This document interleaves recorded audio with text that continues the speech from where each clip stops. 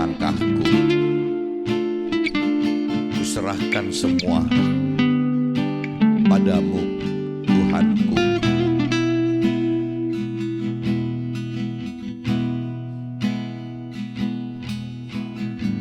Padamu, pemilik hati,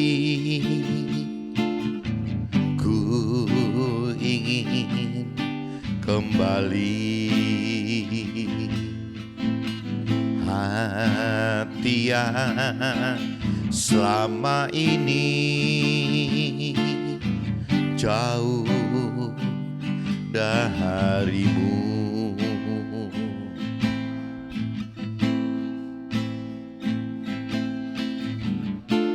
ku serahkan semua padamu, Tuhanku.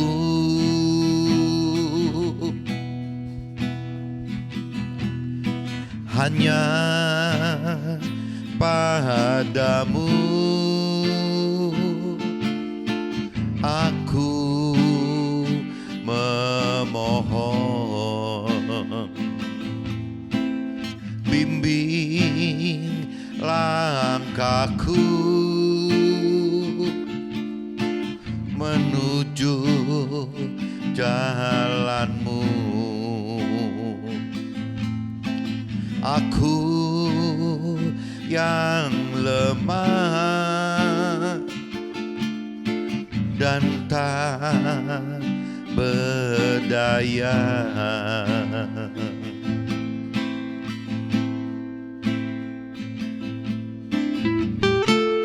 padamu pemilik hati, ku ingin kembali.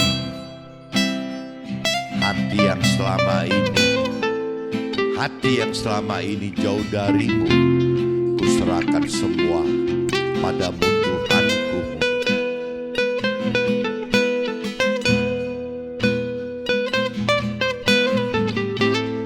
Hanya padamu aku memohon, bimbing langkahku menuju jalanmu. Aku yang lemah dan tak berdaya,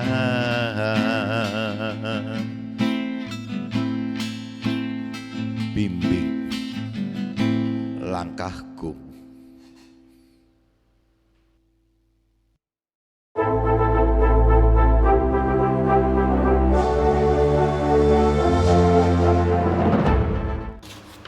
Jumpa kembali di MT Journey Inspiration of Life. Pagi ini saya mau coba sharingkan teman-teman dengan temanya seremonial liturgi yang terlalu dominan berpotensi gagalkan hidup bersama Tuhan. Ini maksudnya teman-teman di dalam hal rohani ya, apabila seremonial liturgi itu dominan sekali dalam acara-acara di dalam tempat ibadah kita, itu berpotensi malah menggagalkan hidup bersama Tuhan itu, karena cara-cara yang Tuhan ajarkan itu sebenarnya bukan seperti itu teman-teman. Nanti coba kita gali lebih dalam gitu. Nah, ini saya dapat dari kitab Roma teman-teman. Waktu itu sharing dengan Pak Lukas Mulyanto yang sudah meninggal beberapa bulan lalu karena COVID gitu. Nah, ini saya sempat sharingkan pada tahun 2017 teman-teman. Nah, ini urusannya kenapa ya kok bisa seperti ini gitu. Nah, ini nanti kita kupas di draft saya. Nah, saya bacakan dulu. Dasarnya itu teman-teman dari kitab Roma pasal 8 ayat 31 sampai 37, dan dari kitab Yohanes pasal 4 ayatnya 20 sampai 29 teman-teman. Nah, ini dikatakan kalau kita baca di kitab Roma pasal 8 ayat 31 37 teman-teman, bunyinya ini judul perikopnya keyakinan iman teman. Kalau judul perikopnya keyakinan iman gitu. Sebab itu, apakah yang akan kita katakan tentang semuanya itu? Jika Allah di pihak kita, siapakah yang akan melawan kita? Ia yang tidak menyayangkan anak-anaknya sendiri, tetapi yang menyerahkannya bagi kita semua. Bagaimanakah mungkin ia tidak mengaruniakan segala sesuatu kepada kita bersama-sama dengan Dia? Siapakah yang akan menggugat orang-orang pilihan Allah? Allah yang membenarkan mereka, siapakah yang akan menghukum mereka? Yesus yang telah mati, bahkan lebih lagi yang telah bangkit dan juga duduk sebelah kanan Allah, yang malah menjadi pembela bagi kita. Siapakah yang akan memisahkan kita dari kasih Yesus itu? Penindasan atau kesesakan atau penganiayaan atau kelaparan atau ketelanjangan atau bahaya atau pedang. Nah, ini khususnya di ayat 235 teman-teman. Saya coba jelaskan secara universal itu, bahwa kalau saya katakan Yesus itu adalah firman Tuhan, di sini nyata teman-teman bahwa siapakah yang akan memisahkan kita dari firman Tuhan? Penindasan atau kesesakan atau penganiayaan atau kelaparan atau ketelanjangan atau bahaya atau pedang. Nah, di sini nyata teman-teman. Jadi apabila kita melakukan firman Tuhan, konsekuensinya itu seperti ini teman-teman. Nah, ini hal-hal seperti ini kadang-kadang untuk orang yang teman-teman atau keluarga saya yang tidak mengenal, belum mengerti kedalaman akan firman Tuhan, dianggapnya apabila kita hidup bersama Tuhan itu, di dalam Tuhan itu, ya kita lancar-lancar saja gitu. Malah kalau lihat dari sisi firman, isinya firman, malah kebalik teman-teman. Contohnya yang ini, yang di kitab Roma pasal 8 ayat 35 gitu. Ya, bagaimana kalau kita, siapa yang akan memisahkan kita dari firman Tuhan? Ya, ini dinyatakan jelas teman-teman bahwa ya melakukan firman itu ada asumsi mengalami gitu. Ya, penindasan atau kesesakan atau penganiayaan atau kelaparan atau ketelanjangan atau bahaya atau pedang. Jadi konsekuensinya malah itu teman-teman. Karena parameter hidup sesuai rancangan kehendak Tuhan itu bukan parameternya seperti orang dunia pada umumnya inginkan gitu. Ya, kalau orang dunia inginkan kan yang namanya hidup itu ya bagaimana sukses duniawi, bahagia duniawi, yang ditargetkan itu teman-teman. Ya, ukurannya itu adalah ukuran duniawi gitu. Tapi begitu kita sudah lebih dalam mengenal-mengerti akan Tuhan, justru target hidup kita itu bukan cuman kesuksesan duniawi dan kebahagiaan duniawi, itu malah nggak terlalu penting gitu bagi dari sisi firman Tuhan, dari sisi Tuhan Allah, dan dari sisi rohani gitu ya. Itu nggak terlalu penting. Yang penting itu ya bagaimana caranya kita mencapai keselamatan akhirat gitu. Bagaimana kita mendapatkan keselamatan tubuh jiwa roh kita gitu. Itu yang diutamakan itu. Kenapa? Karena keselamatan akhirat atau keselamatan jiwa, tubuh dan roh kita itu adalah keselamatan yang kekal teman. Sedangkan sukses duniawi dan bahagia dunia itu kan sifatnya temporary dan tidak dibawa teman. Tidak dibawa ke dalam ya alam akhirat yang nanti kita bakal hadapi teman-teman. Nah, selalu firman Tuhan ingatkan itu. Tetapi karena manusia, saya sebelum saya lebih mengenal-mengerti akan firman Tuhan, atau mungkin keluarga saya atau teman saya yang belum mengenal-mengerti akan firman Tuhan gitu, ya asumsinya selalu salah gitu, misunderstanding gitu.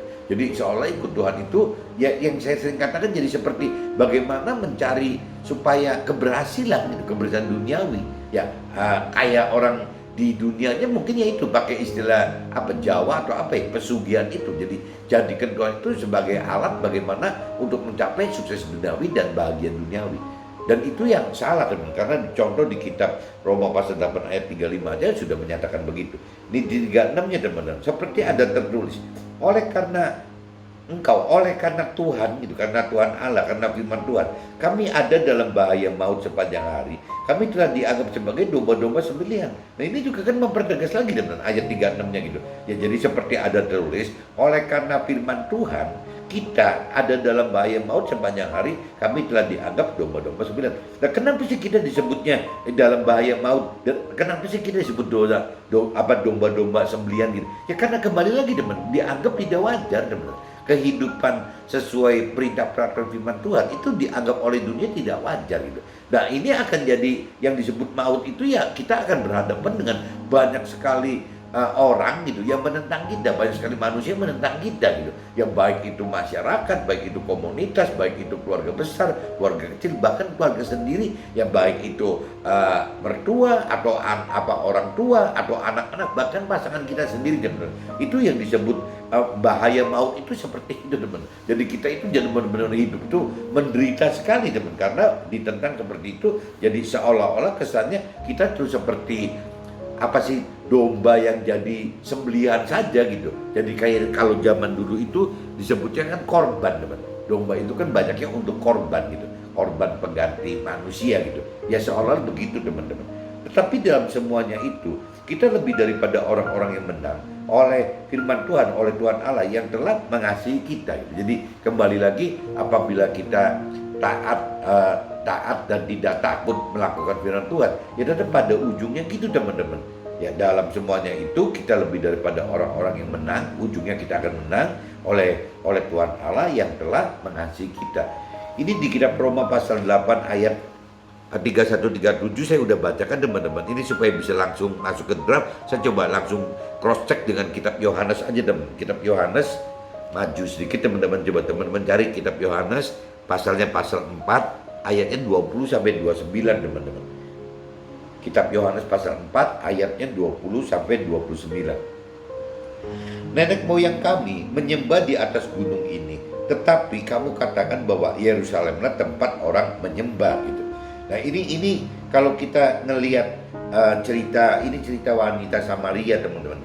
Wanita Samaria itu ya, kalau orang Samaria itu kalau bicara secara firman Tuhan saat itu gitu, ya dianggapnya orang yang bukan menyembah Tuhan Allah teman-teman, tapi masih menyembah dengan gaya-gaya adat istiadat tradisi orang-orang Samaria waktu itu ya. Mungkin lebih banyak waktu itu kan banyak dewa-dewa seperti dewa Baal, dewa Dagon, Asitoret, segala macam, itu banyak sekali dewa-dewa. Nah orang Samaria itu masih menyembah itu teman-teman. Beda dengan orang Yahudi yang sudah menyembah kepada Tuhan Allah gitu.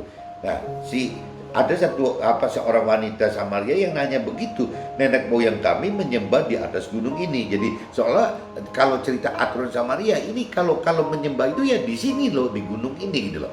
Nah cuman ya banyak orang juga mengatakan bahwa kalau menyembah itu bukan di situ, tapi di Bait Allah, ya adanya di Yerusalem gitu. Waktu itu adanya di Yerusalem gitu. Nah, kata Yesus kepadanya, Nabi Isa kepadanya gitu. Kata Nabi Isa atau Yesus kepadanya, percayalah kepadaku, hai perempuan, saatnya akan tiba bahwa kamu akan menyembah Tuhan Allah, bukan di gunung ini dan bukan juga di Yerusalem. Nah, jadi Yesus jelaskan gitu ya. Nanti ada saatnya setelah kita lebih mengerti akan kebenaran Tuhan, bahwa menyembah itu ya bukan di gunung ini, maksudnya bukan dengan cara-cara adat istiadat dan tradisi, dan juga bukan yang namanya cuma dengan di tempat ibadah itu hanya secara seremonial liturgi saja. Maksudnya gitu teman-teman. Jadi menyembah Tuhan Allah yang benar itu bukan dengan cara adat istiadat atau tradisi, dan juga bukan gitu dengan cara yang baku ya seremonial liturgi saja gitu. Karena di dalam Tuhan itu dua-duanya tidak ada teman-teman. Di dalam adat istiadat tradisi tidak ada Tuhan gitu ya. Di dalam tempat ibadah yang hanya bicara seremonial liturgi pun tidak ada Tuhan Allah. Tuhan Allah tidak hidup seperti itu gitu. Dan nanti coba di firman ini akan lebih jelas gitu ya. Kamu menyembah apa yang tidak kamu kenal.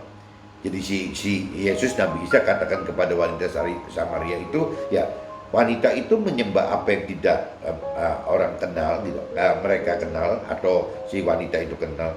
Tapi kami menyembah apa yang kami kenal, sebab keselamatan datang daripada orang Yahudi waktu itu teman-teman. Jadi waktu itu seolah-olah komparasinya itu antara orang yang menyembah dewa dengan orang Yahudi yang menyembah Tuhan Allah. Karena belum ada agama lain teman-teman. Waktu itu yang namanya agama Nasrani atau agama Muslim itu belum ada teman. Jadi yang tertua itu memang agama Yahudi gitu. Jadi setelah sekian ratus tahun baru lahir yang namanya agama Nasrani. Nah setelah itu nyambung lagi timbul agama Muslim gitu. Jadi Yahudi itu yang paling tua, agama Samawi yang paling tua ya Yahudi teman-teman. Tetapi saatnya akan datang, sudah tiba sekarang, bahwa penyembah-penyembah benar akan menyembah Tuhan Allah dalam roh dan kebenaran. Sebab Tuhan Allah menghendaki penyembahan-penyembahan demikian. Nah ini, Nabi Isa atau Yesus katakan bahwa nanti penyembahan yang benar itu bukan penyembahan cara-cara adat istiadat tradisi, bukan juga dengan cara cuman seremonial liturgi yang kaku itu di dalam tempat ibadah, ya, tapi menyembah Allah yang Tuhan Allah yang benar itu adalah bagaimana menyembah dalam yaitu ya dalam roh dan kebenaran. Nah di sini diartikan roh dan kebenaran, dan roh itu adalah Tuhan Allahnya gitu, pribadi Tuhan Allah gitu. Yang namanya kebenaran itu adalah ya firman Tuhannya, teman-teman. Jadi kuncinya menyembah Tuhan Allah yang benar itu ada dua, teman-teman. Bagaimana menghidupkan Tuhan Allah di dalam kita, bagaimana menghidupkan firman Tuhan di dalam kita. Nah ini nanti saya coba jelasin di belakang ini gitu. Allah itu roh, dan barang siapa menyembah Dia harus menyembahnya dalam roh dan kebenaran. Jawab perempuan itu kepada Nabi Isa atau Yesus tersebut, aku tahu bahwa Mesias akan datang, yang disebut juga Yesus. Apabila ia datang, ia akan memberitakan segala sesuatu kepada kami. Nah ini kalau saya balik lagi universal lagi, teman-teman. Jawab perempuan itu kepada si Nabi Isa atau Yesus, dia tahu gitu, si wanita itu tahu bahwa akan datang disebut juga firman Tuhan itu apabila ia datang gitu. Jadi firman Tuhan itu akan memberitakan segala sesuatu kepada mereka semua, mereka kepada orang Samaria ini gitu. Nah kata Yesus kepadanya, ya firman Tuhanlah yang sedang berkata-kata dengan dia. Jadi karena waktu itu Tuhan Nabi Isa atau Yesus itu kalau dari sisi Nasrani adalah representatif dari firman Tuhan gitu. Ya firman yang dari Tuhan itu gitu. Nah ini jadi si Yesus Nabi Isa katakan kepada wanita Samaria bahwa ya firman Tuhan ini ya representasinya nih, ya, dia yang menyampaikan ini gitu. Pada waktu itu datanglah murid-muridnya dan mereka heran bahwa ia sedang bercakap-cakap dengan seorang perempuan. Tetapi tidak seorang pun yang berkata, apa yang Nabi Isa atau Yesus kendaki gitu. Atau apa yang Nabi Isa atau Yesus percakapan dengan si perempuan Samaria tadi gitu. Maka perempuan itu meninggalkan tempayannya di situ, lalu pergi ke kota dan berkata pada orang-orang yang di situ, mari lihat, di sana ada seorang yang mengatakan kepadaku segala sesuatu yang telah aku berbuat. Mungkin kan dia itu ya utusan Tuhan Allah gitu. Jadi maksudnya gitu, teman-teman. Jadi kembali lagi ya si wanita Samaria ini, teman-teman, kalau di ayat 28 dan 29 ya wanita Samaria itu malah jadi bersaksi, teman-teman. Bersaksi kepada orang-orang Samaria bahwa ya ada orang si Nabi Isa atau Yesus itu yang bisa mengetahui semua loh apa yang pernah diperbuat oleh si wanita Samaria ini, karena Nabi Isa Yesus ini menebak gitu, memperkatakan bahwa membaca bahwa nasib hidupnya si wanita Samaria itu yang aku tidak bersuami itu ternyata sudah 5 kali atau berapa kali gitu, teman-teman. Dikatakan seperti itu gitu. Tuh, di sini coba kalau kita balik ke situ lagi gitu. Ya, kata perempuan itu kepadanya, Tuhan berikanlah aku air itu supaya aku tidak haus dan tidak usah datang lagi ke sini untuk menimba air. Kata Yesus kepadanya, pergilah panggillah suamimu datang ke sini. Kata perempuan itu, aku tidak mempunyai suami. Tapi kata Yesus kepadanya, tepat katamu bahwa engkau tidak mempunyai suami, sebab engkau sudah mempunyai 5 suami, dan yang ada sekarang padamu bukanlah suamimu. Dalam hal ini engkau berkata benar. Jadi Yesus sudah tahu bahwa yang namanya wanita Samaria itu sudah pernah bersuami 5 orang gitu. Ditambah malah sekarang yang satu lagi, teman-teman. Nah itu wanita Samaria itu jadi dari sejak Nabi Isa atau Yesus katakan itu, jadi dia percaya bahwa ini pasti utusan dari Tuhan Allah gitu. Nah ini yang diberitakan, disaksikan ke teman-teman orang Samaria bahwa ada orang yang bisa tahu loh apa yang dia perbuat gitu. Nah ini jadi akhirnya banyak sekali gara-gara kesaksian wanita Samaria ini, banyak sekali orang-orang Samaria yang mencari Yesus Nabi Isa itu untuk belajar tentang kebenaran, teman-teman. Intinya gitu, teman-teman. Jadi kita juga diharapkan oleh Tuhan menjadi saksi-saksinya Tuhan gitu bagi kita untuk cerita tentang kebenaran firman Tuhan kepada sesama-sama kita gitu. Ini saya sudah bacakan di kitab ini, teman-teman. Nah, saya coba masuk lagi, teman-teman, ke kitab berarti masuk ke draft aja ya, ini udah selesai nih. Kita Roma pasal 8 ayat 3 Jodra, kita Yohanes pasal 4 ayat 22 juga sudah dibacakan. Nah, saya langsung masuk ke draft aja teman-teman. Dalam draft saya teman-teman, ini sharing waktu itu dengan Pak Lukas Mulyanto teman-teman, yang dari orang Semarang itu mentor rohani, salah satu mentor rohani saya dari Semarang itu ya, tanggal 16 bulan 7 2017 teman-teman, berarti sudah 4 tahun yang lalu gitu ya. Hidup kita dikalahkan oleh diri sendiri karena kurang kenal pribadi Tuhan Allah gitu dan firman Tuhan. Dari dasar firman di kitab Roma pasal 8 ayat 31 ini gitu. Sebab itu apakah yang akan kita katakan tentang semuanya itu juga jika Allah di pihak kita, siapakah yang akan melawan kita gitu. Nah, ini kembali lagi keyakinan iman dan melakukan firman. Intinya kan itu teman-teman, yang bagaimana kita harus mempunyai keyakinan iman dan melakukan firman gitu. Jadi waktu itu dibahasnya gitu, hidup kita dikalahkan oleh diri sendiri karena kurang kenal pribadi Tuhan Allah dan firman Tuhan. Jadi kadang-kadang waktu kita kurang mengenal gitu, kurang mengerti gitu, atau baik yang namanya pribadi Tuhan Allah dan juga firman Tuhan Allah, akhirnya kadang-kadang kita mereka-reka sendiri teman-teman. Jangan-jangan Tuhan begini, jangan-jangan Tuhan begitu. Nah, akhirnya waktu kita mereka-reka ini karena tidak mengenal gitu, kurang mengenal Tuhan Allah dan firman Tuhan Allah, akhirnya kita malah jadi down sendiri teman, kalah sendiri gitu. Karena dasar perintah peraturan Tuhannya kita nggak kuasain gitu. Ya, jadi akhirnya kita tidak mengenal perintah peraturan Tuhan, kita juga tidak mengenal janji-janji Tuhan. Akhirnya kita down sendiri teman. Maksudnya gitu. Jadi waktu itu dibahas kenapa ya orang kok bisa down gitu ya, karena balik lagi kurang mengenal pribadi Tuhan Allah dan juga kurang mengenal ya akan firman Tuhan, sehingga orang itu secara tidak langsung dipengaruhi oleh jiwanya sendiri, oleh pikiran perasaan kehendak sendiri.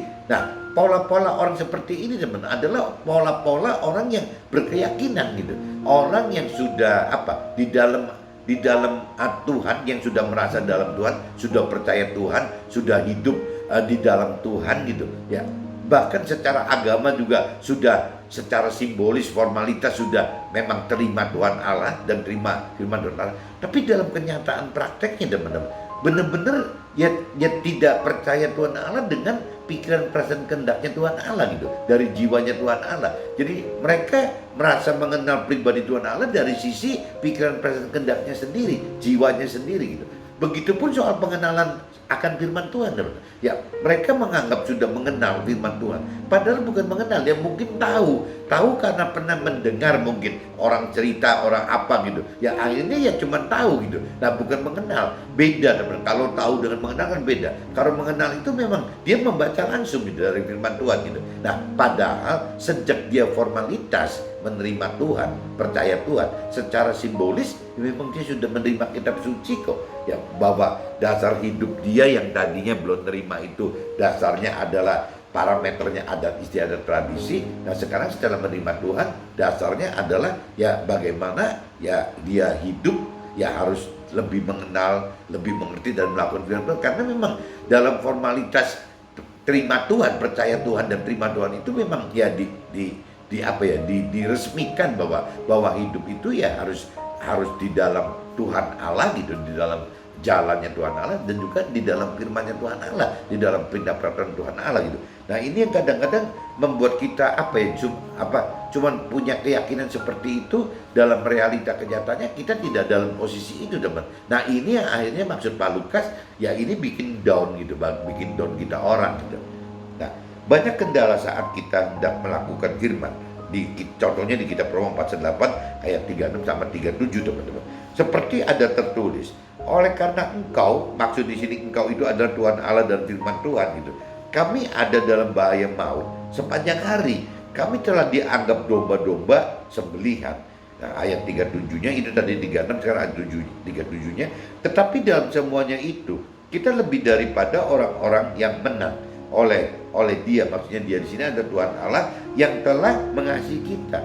Nah, ini tadi saya sebelumnya juga sempat katakan gitu, yang bahwa yang namanya melakukan firman, apabila kita lebih dalam mengenal firman Tuhan, apabila kita lebih dalam mengerti firman Tuhan, dan apabila kita tetap berani melakukan firman Tuhan, konsekuensi tadi dikatakan firman tadi teman-teman, bahwa melakukan firman itu banyak sekali kendala-kendala yang berbeda dengan kewajaran duniawi teman-teman.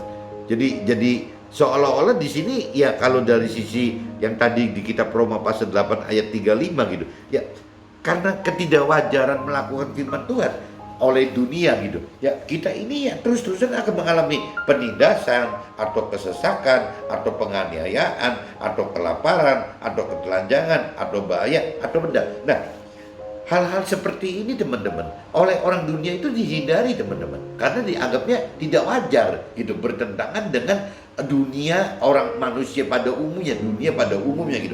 Nah, ini yang jadi kendala nih teman, waktu kita menjadi pelaku firman, kita ini menghadapi seperti ini teman. Apabila kita taat dan takut akan firman Tuhan, berarti kan kita melakukan firman Tuhan. Waktu kita melakukan firman Tuhan, berarti kita hidup harus mengenal, mengerti akan firman Tuhan.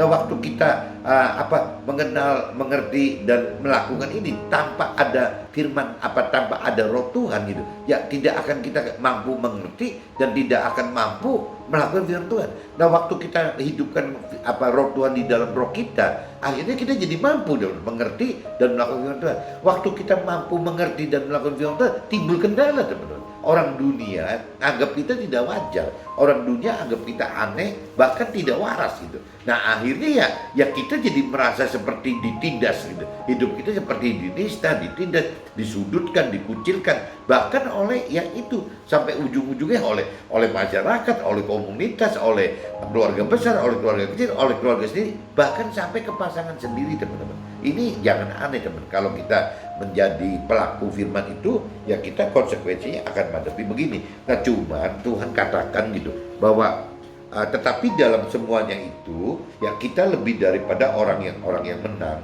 oleh Tuhan Allah yang telah mengasihi kita gitu. Jadi tetap aja ujung-ujungnya waktu kita ditindas, ditekan, dicemooh, di segala macam gitu, ya tetap teman, kalau kita tetap bersikukuh berpegang kepada perintah peraturan firman Tuhan ya, untuk menuai janji-janjinya, dan juga kita hidup dengan taat, berani melakukan firman Tuhan, ya Tuhan janjikan ya kemenangan gitu pada akhirnya gitu. Kenapa kemenangannya? Karena kita taat melakukan firman Tuhan, sehingga Tuhan wajar saja gitu, selayaknya Tuhan mengasihi kita sebagai pelaku firman, pasti Tuhan akan melindungi kita teman-teman. Nah, maksudnya di ayat 37-nya gitu teman-teman, oleh sulitnya melakukan firman, maka manusia membuat pengecualian alternatif usaha gitu, agar manusia tetap mau mencari Tuhan, maka dibuat seremonial liturgi.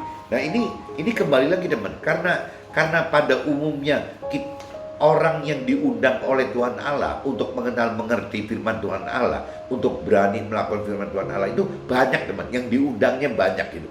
Tapi yang benar-benar terpilih pada akhirnya gitu, itu sedikit sekali teman-teman. Nah, berarti si mentor rohani atau rohaniawan gitu, atau secara agama gitu, ya berpikir kan bagaimana sih caranya gitu, supaya orang-orang ini mau tetap mencari Tuhan gitu. Dan dengan cara ya tidak cuma ngikuti hal-hal duniawi.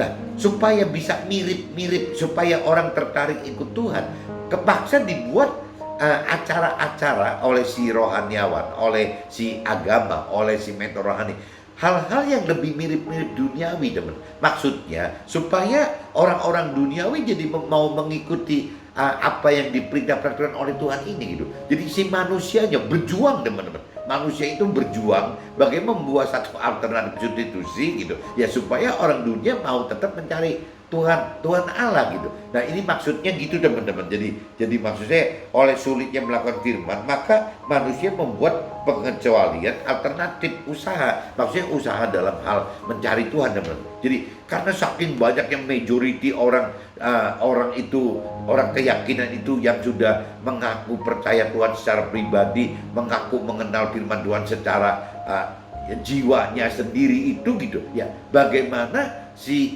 agama atau misalnya rohaniawan atau si mentor rohani gitu ya berjuang untuk membuat satu activity di dalam agama gitu ya, yaitu activity seremonial liturgi itu gitu ya, bagaimana supaya orang dunia itu supaya lebih mau lah daripada tidak mau sama sekali gitu. Lebih mau untuk bicara mengikuti ya cara-cara yang anggapnya gitu, cara-cara yang Tuhan inginkan. Padahal ini juga bisa menyesatkan lagi teman-teman. Karena belum tentu yang dilakukan oleh agama, yang dilakukan oleh rohaniawan, yang dilakukan oleh mentor rohani yang maksudnya menarik orang yang berkeyakinan itu untuk bisa tetap mencari Tuhan dan firman Tuhan gitu, mencari pribadi Tuhan Allah dan firman Tuhan dengan cara membuat pengecualian alternatif usaha ini gitu. Ini malah bisa makin menyesatkan lagi teman-teman.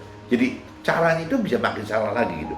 Nah, yang saya tahu teman-teman, yang namanya seremonial liturgi pada umumnya teman-teman, pada umumnya gitu.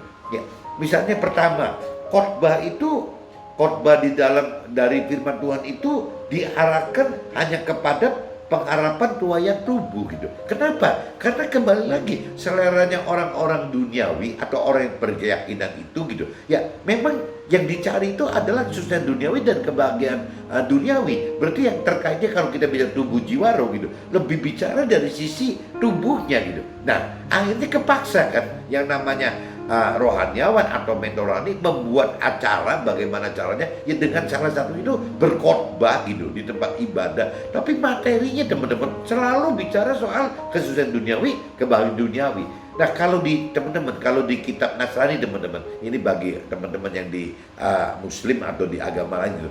Kalau di kitab Nasrani teman-teman, kebenaran yang namanya kitab suci itu terbagi jadi dua bagian teman-teman. Ada kitab perjanjian lama dan kitab perjanjian baru. Dan banyak orang Nasrani yang rohaniawan dan mentor rohani itu bagaimana caranya untuk menarik orang-orang berkeyakinan itu ya masuk ke dalam tempat ibadah ya dengan cara begitu teman-teman. Akhirnya ya saya nggak ngerti, nggak terpaksa saya nggak ngerti, tapi yang jelas materi khotbah firman Tuhannya ya itu ada di tentang kitab perjanjian lama gitu. Padahal kitab perjanjian lama itu kan kalau bicara dari sisi Nasrani itu kan cuma sebagai dasar supaya orang tertarik dengan pribadi Tuhan dan firman Tuhan. Tapi begitu nanti orang ini sudah lebih dewasa rohani, ya nanti akan dibawa ke dalam kitab perjanjian baru. Nah, di kitab perjanjian baru lebih bicara bukan kesusahan duniawi atau kebahagiaan duniawi.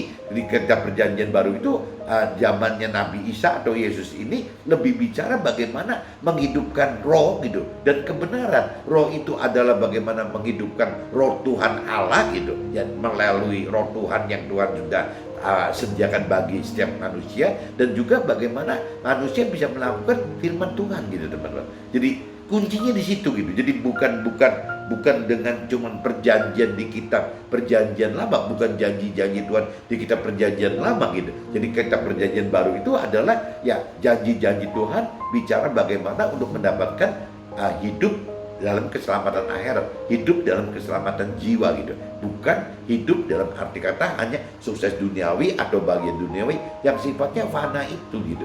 Jadi cumanya kembali lagi teman, banyak orang yang tadi saya katakan bukan orang berkeyakinan itu orang yang belum beragama loh. Ini maksud saya itu orang berkeyakinan teman-teman saya di Nasrani yang sudah beragama gitu, beragama Nasrani gitu sudah gitu. Tapi pola pikirnya ya dengan keyakinan jiwanya sendiri ya, bahwa Tuhan Allah itu dipersepsikan dari jiwanya sendiri, dari pikiran perasaan sendiri, dan firman Tuhan pun dipikirkan, dirasakan, dikehendaki sesuai jiwanya sendiri. Jadi akhirnya tidak ada bau-baunya terkait dengan jiwanya Tuhan gitu. Pikiran perasaan kehendak Tuhan itu nggak dibawa teman-teman. Nah, kalau kita tidak menghidupkan roh Tuhan di dalam kita tidak menghidupkan firman Tuhan di dalam kita, ya memang kita nggak bisa tahu kok ya apa jiwanya Tuhan gitu. Bahwa pikiran perasaan kehendak Tuhan maunya apa kita nggak tahu teman-teman. Jadi memang mesti menghidupkan itu gitu. Bagaimana menghidupkan roh Tuhan dan juga bagaimana menghidupkan firman Tuhan. Baru tahu gitu apa sih yang di dalam pikiran perasaan kehendaknya Tuhan Allah gitu. Itu baru tahu teman-teman. Nah, ini yang pertama itu saya katakan begitu teman. Jadi ada tempat agama atau aliran gitu yang si rohaniawan atau mentor rohaninya itu ya begitu gitu. Bagaimana untuk attract, untuk menarik jadi umatnya gitu ya. Umatnya itu ya dengan cara mengkhotbahkan hal-hal yang hanya bicara dari sisi ya kesuksesan duniawi dan kebahagiaan duniawi. Padahal kalau mengacu Nasrani, saya nggak ngerti di agama lain. Kalau di Nasrani itu ya kalau sampai kita narik teman-teman keluarga, teman-teman gitu atau umatnya ke dalam perjanjian lama, dalam arti kata sukses duniawi dan bahagia duniawi, ini berarti ya masih bayi atau kanak-kanak rohani, teman-teman. Nah, sampai misalnya si mentor rohani itu kalau setat ngomong begitu gitu ya, atau rohaniawi itu bicara setatnya ngomong begitu, masih nggak apa-apa, teman-teman. Tapi ujungnya kan harus tetap diarahkan bahwa harus dewasa rohani kan. Berarti bukan cuma sekedar terus-menerus sampai meninggalnya umatnya gitu. Ya keluarga kitanya, teman-teman kitanya gitu. Ya sampai meninggal tidak diperkenalkan masuk ke dalam yang kita perjanjian baru itu gitu. Ya bagaimana untuk mendapatkan keselamatan akhirat atau keselamatan jiwa itu. Yang terjadi banyaknya gitu, teman-teman. Nah ini yang nomor satu itu gitu. Jadi khotbah firman Tuhannya diarahkan hanya kepada pengharapan tuayan tubuh saja gitu. Ya, yang kedua, teman-teman, biasanya gitu, ada satu aliran yang terus-terusan mengekspos pujian dan penyembahannya, teman-teman. Pujian dan penyembahan itu difokuskan, dibuat benar-benar megah sekali dan meriah sekali agar tujuannya balik lagi jadi kayak menghibur lewat nyanyian-nyanyian. Karena kalau di Nasrani, teman-teman, pujian penyembah itu kebenaran worship itu adalah praise and worship itu, pujian penyembahan itu bentuknya itu nyanyian, teman-teman. Jadi bagi Nasrani itu, nanti teman-teman yang non Nasrani asal tahu, bagi Nasrani itu pujian nyanyian itu bisa berarti dua, teman-teman. Bagaimana istilah nyanyi dalam arti kita nyanyi menghibur jiwa kita, tapi bisa juga, teman-teman, menjadi nyanyian itu menjadi pujian dan penyembahan. Kalau pujian penyembahan itu adalah bagaimana bukan cuma memuji Tuhan aja, menyenangkan Tuhan aja, tapi juga menyembah gitu, menyembah Tuhan gitu. Jadi orang Nasrani itu antara nyanyi itu bisa dua alternatif, teman. Nyanyi itu bisa lari untuk jiwa kita sendiri, tapi nyanyi itu bisa lari ke roh gitu. Kalau kita pecahkan tubuh jiwa roh gitu. Jadi bisa lari ke jiwa dan tubuh, bisa juga ke roh untuk jiwa dan tubuh gitu. Nah ini tinggal kita nyanyi ini mau dilarikan kemana. Nah banyak, teman-teman, aliran yang akhirnya karena nyanyi itu secara jiwa saja bisa menghibur gitu, bisa menghibur jiwa. Ya akhirnya pujian penyembahan yang berbentuk nyanyi itu diekspos, teman-teman, menjadi megah sekali, meriah sekali. Ya coba bayangin sampai yang namanya pujian penyembahan di tempat ibadah itu sampai pakai lampu-lampu disco gitu, pakai suara-suara yang menggelegar speakernya gitu. Ya karena apa? Kembali lagi gitu. Cara-cara demikian ternyata mengattract gitu, menarik yang beberapa orang gitu yang memang jiwanya merasa tidak tenang, dengan masuk ke dalam aktiviti aliran itu jadi tenang, teman-teman. Tapi kembali lagi, yang dia dapatkan itu berarti area jiwa saja, gak masuk ke dalam roh lagi. Jadi kalau bicara tadi alternatif satu, khotbah yang dari firman Tuhan yang dipilih gitu, yang banyaknya di kitab-kitab perjanjian lama gitu, bicara sukses duniawi, bahagia duniawi, ya itu juga tidak ketemu Tuhan, teman-teman, pada ujungnya gitu, karena tidak bisa dibahas rohani. Sebaliknya sama yang kedua, dengan pujian penyembahan yang diarahkan hanya ke jiwa, sama aja, teman-teman, tidak bisa masuk ke dalam roh gitu. Jadi dua-duanya itu gagal, teman-teman. Nah, yang saya tahu ada yang ketiga, teman-teman, aliran lagi, beda lagi gitu. Ada satu aliran yang lebih fokus ke soal ritual, teman-teman. Bagaimana ritual itu seperti, jangan seperti orang yoga gitu. Ya, kalau yoga itu kan bukan rohani. Yoga itu kan ceritanya jiwa dan tubuh gitu. Nah ini sama gitu, mirip-mirip dengan seperti yoga. Ada cerita berpuasa, ada cerita kayak orang berdiam diri gitu ya, kayak orang semedi gitu. Seperti itu, teman-teman. Nah ini saya lihat itu ritual kan, ritual untuk menenangkan agar manusia dapat beristirahat serta penyegaran bagi tubuh dan jiwanya saja gitu. Ya yoga kan begitu, teman. Tidak ada bicara yoga itu terkait dengan rohani gitu. Yang namanya olahraga yoga itu ya bicara bagaimana jiwanya dibuat tenang, bagaimana tubuhnya dibuat fresh gitu. Ya itu. Nah, ada juga yang tadi saya katakan agama atau aliran atau misalnya mentor rohani atau rohaniawan atau mentor rohani yang mengarahkan umatnya gitu, mengarahkan kita ya ke arah situ, teman. Bagaimana untuk mendapatkan ketenangan jiwa gitu. Waktu kita mendapat tenang jiwa dari tubuh kita jadi segar gitu. Lah, tapi kembali, lah kapan kita mendapatkan rohnya gitu? Kita tidak mendapat roh. Jadi dari tiga yang saya umpamakan ini, khotbah yang dari firman Tuhan yang hanya bicara dari sisi sukses duniawi saja, baru duniawi aja, ini kan tidak ketemu Tuhan Allah dan ketemu firman Tuhan. Yang kedua, pujian penyembahan yang megah dan meriah, ini juga sama dan hanya menghibur jiwa, tapi tidak bisa berujung kepada Tuhan Allah, pribadi Tuhan Allah dan firman Tuhan Allah. Begitupun juga soal ritual teman, ya mungkin bisa didapat gitu. Seperti jangankan istilahnya ini bawa-bawa agama, yang tidak bawa agama aja, yang hanya bicara dari sisi yoga gitu, aliran yoga yang dari kalau nggak salah dari India itu aja bisa menenangkan jiwa kok teman, bisa menyegarkan tubuh katanya gitu. Nah ini tapi kembali lagi tidak bisa masuk ke dalam, tidak bisa menjangkau sampai masuk mendapatkan Tuhan Allah dan juga firman Tuhannya gitu. Jadi tiga ini yang dilakukan oleh manusia seperti itu teman-teman. Nah yang saya khawatir apabila ada aliran atau agama atau aliran Nasrani yang seperti ini, saya nggak ngerti balik lagi di agama di luar Nasrani apa ada hal seperti ini, enggak gitu. Tapi kalau bicara dari sisi Nasrani ada hal seperti ini teman-teman. Dan tiga hal ini satu contoh gitu. Yang saya khawatir juga ini jadi tidak bisa ketemu Tuhan Allah teman-teman.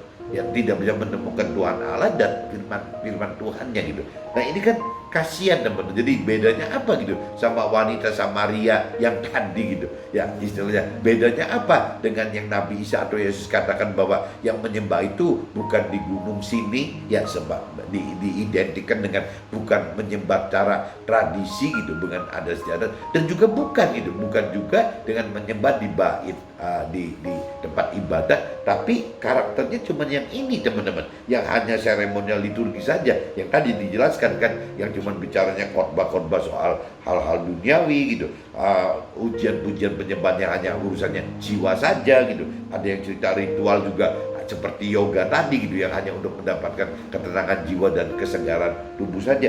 Yaitu akhirnya yang Nabi Isa Yesus katakan ya itu salah semua gitu. Yang benar itu adalah bagaimana menyembah dalam roh dan kebenaran. Menyembah dalam roh itu dalam arti kata menyembah kepada Tuhan Allah gitu, ya dengan menghidupkan roh Tuhannya. Dan kebenaran itu adalah ya bagaimana kita hidup di dalam kebenaran firman Tuhan itu, perintah peraturan firman Tuhan dan janji-janji Tuhan. Itu seperti itu teman-teman. Jadi saya umpamakan tiga, mungkin bisa lebih dari tiga, tapi saya umpamakan tiga yang mudah-mudahan dengan tiga ini teman-teman bisa ngebayangin posisi teman-teman itu ada di mana. Itu bisa menilai sendiri yang benar itu harus bagaimana gitu teman-teman. Nah ini kalau saya balikin lagi ke seremonial teman-teman, seremonial liturgi tidak sesuai dengan firman di Roma pasal 4 tadi teman-teman, ya bahwa Allah itu roh dan barang siapa menyembah dia, maksudnya Tuhan Allah gitu ya, harus menyembahnya dalam roh dan kebenaran. Nah ini di dalam firman di kitab Roma pasal 4 itu tekankan itu teman-teman. Bagaimana ditekankan bahwa ya harus menyembah itu gitu. Jadi tidak bisa tidak menyembah roh itu teman-teman. Jadi apa ya kembali lagi di sini kan kalau kita simak ayat kitab Roma pasal 31-37 teman-teman, ditekankan kan seperti itu, bagaimana kita harus menyembah itu dalam roh dan kebenaran yang Tuhan ajarkan gitu. Jadi nggak bisa cuman asal-asal melakukan yang tadi bicara seremonial liturgi tadi yang 3 macam tadi gitu, cuman hanya dari khotbah firman yang bicaranya lebih ke arah tubuh ya, dari sisi pujian penyembahan yang hanya soal jiwa, atau jangan sampai ritual-ritual yang hanya untuk jiwa dan tubuh gitu ya, akhirnya nggak ada yang kena teman-teman. Jadi kembali lagi seremonial liturgi tidak sesuai dengan firman di kitab Roma pasal 4 yang ayatnya isinya Allah itu roh dan barang siapa yang menyembah dia, Tuhan Allah maksudnya, harus menyembahnya dalam roh dan kebenaran. Nah dalam roh dan kebenaran, roh adalah pribadi Tuhan gitu. Roh itu adalah pribadi Tuhan berupa roh Tuhan dalam diri kita gitu. Jadi roh maksudnya roh Tuhan Allah itu adalah ya roh Tuhan yang sudah Tuhan taruh di dalam kita teman-teman, sudah ada di dalam kita gitu. Nah ini yang teman-teman mesti hidupkan, roh Tuhan di dalam kita itu harus dihidupkan teman-teman. Dan Kebenaran adalah firman Tuhan dalam kitab suci kita. Nah, kebenaran adalah kebenaran. Kalau bicara roh dan kebenaran, roh itu adalah rohnya Tuhan Allah. Roh Tuhan Allah itu sudah berupa roh Tuhan yang ditaruh di dalam kita, setiap manusia itu gitu. Dan kedua itu kebenaran. Kebenaran adalah ya firman Tuhan di dalam kitab suci kita. Ya, kebenaran itu adalah firman Tuhan di dalam kitab suci kita yang harus dikenal dan dimengerti serta dilakukan, teman-teman. Jadi kalau kembali lagi yang firman Tuhan katakan itu, ya kembali lagi apa yang di-sharingkan dengan Pak Lukas Mulyanto waktu awal tahun 2017, yaitu kembali lagi teman-teman, karena kita ini meskipun kita sudah secara formality menerima Tuhan, teman-teman, tapi dalam realita kenyataannya yang tadi Pak Lukas sharingkan itu, ya kita sebenarnya kurang mengenal, teman-teman. Kurang mengenal ya akan pribadi Tuhan Allah gitu, dan kurang mengenal akan firman Tuhan gitu. Padahal kita sudah secara simbolis agama gitu, ya sudah nerima Tuhan gitu. Kalau di Nasrani sebutnya sudah dibaptis. Tapi tingkah laku kalau tidak kita mau gitu mengenal Tuhan lebih dalam, ya tingkah laku kita tidak beda dengan ya orang yang berkeyakinan. Orang berkeyakinannya mirip-mirip teori-teori orang duniawi, teman-teman. Ya orang dunia gitu, jadi seperti itu. Nah akhirnya akhirnya kita cuman secara pikiran perasaan kita bahwa kita ini sudah hidup dengan benar gitu, maksudnya hidup bersama Tuhan Allah dan hidup di dalam firman Tuhan. Tapi dalam realitanya kita tidak, teman-teman. Ya, tidak hidup dengan bersama dengan Tuhan Allah gitu, dan juga tidak hidup di jalan firman Tuhan gitu. Kenapa? Karena kita kurang mengenal gitu. Nah, ini yang mesti disadarkan, ya itu jangankan kita yang orang awam gitu kan, yang namanya yang tadi dikatakan agamanya, alirannya atau rohaniawannya atau mentor rohaninya itu juga sedang berjuang, teman-teman, bagaimana caranya orang-orang yang berkeyakinan itu untuk lebih mau bertuhan gitu, mau lebih menghidupkan unsur Tuhan gitu. Tapi ya caranya bisa salah juga, teman-teman. Ya dibawa yang namanya umatnya gitu, dibawa ke dalam, yaitu contohnya khotbah-khotbah yang lebih berbau urusan kesuksesan duniawi, kebahagiaan duniawi gitu. Ya cuman bicara khotbah yang mengarah kepada tubuh itu. Nah itu kan kalau kita diarahkan seperti itu, teman-teman, kita orang awam gitu diarahkan oleh si agamanya, alirannya atau rohaniawannya atau mentor rohani ke arah situ, akhirnya kita tidak mendapatkan apa yang Tuhan rancang dan kehendaki, teman-teman. Itu juga begitu gitu. Yang Tuhan rancang dan kehendaki dalam hal masalah penyembahan Tuhan aja udah salah, teman-teman. Bagaimana kita Tuhan inginkan, bagaimana kita menyembah dalam roh dan kebenaran, ini aja sudah salah gitu. Ya udah bicaranya melalui khotbah yang bagaimana menyembah Tuhan itu dengan mengharapkan kesuksesan duniawi, kebahagiaan duniawi untuk tubuhnya. Ini nomor satu aja udah salah. Kedua, ada yang mengarahkan lagi dalam bentuk yang tadi saya katakan pujian penyembahan. Nggak ada bedanya orang lagi pergi ke dugem gitu, dunia gemerlap gitu, waktu malam. Nggak ada bedanya. Kenapa orang pergi ke dugem? Karena akan mendapatkan satu kepuasan jiwa. Tapi begitu pulang dari dunia gemerlap tadi ke dunia yang dunia malam yang ngawur ini gitu, ya akhirnya juga tetap down lagi, teman-teman gitu. Ya jiwanya hancur lagi gitu. Ya itu kan berarti karena memang semu, teman-teman. Nah yang ketiganya yang tadi saya katakan, ya sampai ada agama atau aliran atau rohaniawan atau mentor rohani yang sampai membuat acara bagaimana seperti yoga gitu, yang bagaimana mendapatkan ketenangan jiwa dan kesegaran tubuh itu dengan ritual-ritual seperti itu, teman-teman. Jadi bagaimana lebih ditekankan istilahnya seperti membaca berulang-ulang kali gitu firman Tuhan yang dikatakan firman Tuhan, padahal mungkin di firmannya nggak ada, teman-teman. Atau kalaupun di firmannya ada, Tuhan nggak menghendaki diulang-ulang berulang kali kok. Jadi seperti mantra gitu. Nah, kalau sampai agamanya, alirannya, rohaniawannya, mentor rohani mengarahkan seperti itu, ya lama-lama kan tidak beda dengan mantra, teman-teman. Apa yang firman Tuhan tulis itu jadi mantra, dimantrakan gitu. Padahal kan Tuhan nggak suka bahwa yang ditulis oleh Tuhan dimantrakan, nggak suka gitu. Karena orang jadi akhirnya kalau orang sini orang Jawa ngomong kayak lecek gitu, jadi otomatis begitu, tapi nggak ada pengertian yang dalam dari pikiran perasaan kehendak itu nggak ada gitu, cuma jadi kayak otomatis aja, kayak orang hafal gitu. Dan Tuhan kan nggak mau seperti itu, teman-teman. Nah, juga urusan misalnya puasa gitu ya, akhirnya puasa itu jadi bukan puasa nggak boleh, boleh aja gitu ya, bukan yang namanya ritual itu nggak boleh ya, boleh aja, tapi kalau terus dijadikan materi utama gitu, ritualnya dijadikan materi utama, jadi akhirnya jadi mantra, puasanya itu dijadikan materi utama, jadi akhirnya puasa itu bermaknanya ya bukan berpuasa untuk Tuhan gitu ya, itu istilahnya jadi kayak minta kompensasi kan, dengan puasa berarti kita mendapatkan imbalan apa gitu. Soalnya begitu, bukan untuk pujian penyembahan untuk Tuhan. Nah, begitupun juga misalnya dengan misalnya berdiam diri gitu, kontemplasi gitu. Nah, tapi pikirannya kemana gitu? Ya itu kembali lagi, jadi teman-teman coba menyadarkan kalau bicara ritual itu coba diperbandingkan yang disebut ritual oleh aliran atau rohaniawan atau mentor rohani kita dengan yoga itu beda enggak teman? Kalau misalnya hasilnya sama, ya itu berarti tidak akan ketemu Tuhan gitu. Jadi kembali lagi ya, nanti kita kalau nggak hati-hati, kita menjadi seperti wanita Samaria yang memang tidak atau belum mengenal Tuhan gitu ya. Kita kan nggak mau seperti itu gitu, karena memang dalam realitanya secara formality kita sudah beragama, sudah terima Tuhan, percaya Tuhan, dan harusnya sudah juga mengenal firman Tuhan. Kalau orang Samaria yang dicerita ini kan belum mengenal.